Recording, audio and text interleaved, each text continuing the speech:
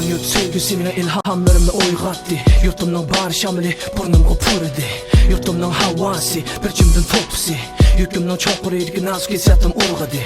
To'nish ko'chalar, sahroning yo'llari, xalqimning ashi bir jip haq ishchan qo'llari. Yurtimning nari qarsang, go'zallik jilvini narda adam meni boshlab borgan daryoning bo'ylari. Yurtim jigitlar mardona, qizlari chiroyli, kuz faslida mo'l usulliq oltin rangli bug'doyliq. Jafokash dehqonlar, ular oddiy insonlar, Ro'zayt buvam yozgan u ulug' insonlar. Yurtimdek mari issiq yana bir zaminni topolmadim. Yurtimdan ayrilib men ijilib yilib yashanmadim. O'z yurtida sulton bo'lg'uchi o'z yurtingda ulton bo'l. Buvam yashgan bu zaminni men tashlab ketolmadim. Bu mening yurtim, yurtimda kuylayman. Yurtimning qo'ynida men yoqquncha o'chmayman. Mari issiq, naqadar illiq. Men o'stirgan bu oltin beshikda men kashmayman. Bu mening yurtim, yurtimda kuylayman. Yurtimning qo'ynida men yoqquncha o'chmayman. Mari issiq, naqadar illiq. Men o'stirgan bu oltin beshikda men kashmayman. O'z yurtini maqtaysan, o'z yurtingga yetamdi. O'z yurtimni yozmagan bo'lsam bundaq ilhom kelamdi. Yurtini tashlagan u kishi al emas. Yurtini sevmaganlar buk baraqsan ko'plamdi. Kindir qinim to'kilgan bu ana yurtimga. Yurtimga bo'lgan sevgi to'mrimda qinimda.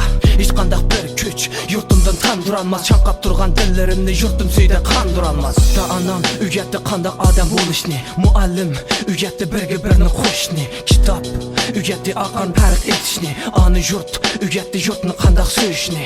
Yurtingni so'ysang, birodar o'sarsan, yurtingni so'ymasang, birodar o'charsan. O'zining ana yurtini tashlagan inson, jismimi, ruhimi bo'ladi sarson.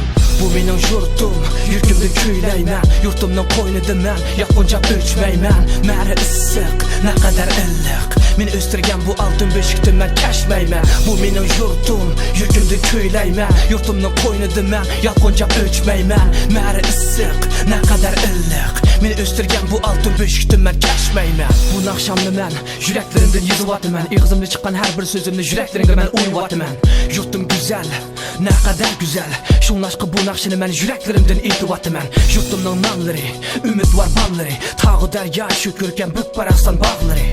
Aql parasatlari, tuyg'u sezgulari, bu ammonga so'zlab bergan sezgul zashtlari. Yurtimning havasi, tenimga davo, tabarik o'shki muqam u bizga navo. Bu mendan savdo, bu emas xato.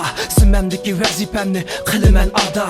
Yurtimni kuylashga tilim ojizlik qilib atadi. Biroq yurtimdagi o't yalqini lavildab yenib atadi. Ilhomlarim kuchayib atadi.